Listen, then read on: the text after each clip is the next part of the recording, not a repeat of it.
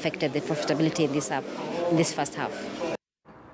Residents of Nairobi are calling on the county government to set up waste disposal bins to ensure citizens do not litter alongside the roads and within neighborhoods. A spot check by KTN Business revealed a sorry state of affairs in most parts of the city that lacked waste bins.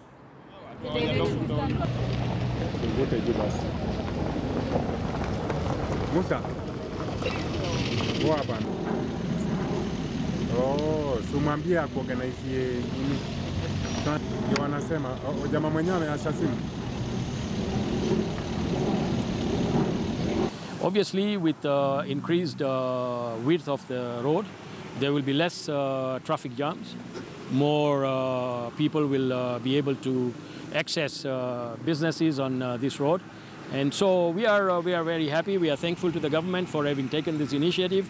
And I think that a lot of our residents who are having and facing challenges on Ngong Road will now be able to travel without much difficulty. Wakazi wote wa Ngong Road wajitokeze kila mwezi, the first Saturday of the month. Initiative ya governor iko ya kusafisha mtaa na inafanyika kwa kila ward. Otherwise, we are very grateful to all the stakeholders around Greenhouse and all those who joined us today. Yeah, and we'll proceed that way every month. As an enforcement officer for the county, ours will be to put measures that will ensure littering is reduced and dumping. And basically what we are going to do is to put in pressure deterrent measures that will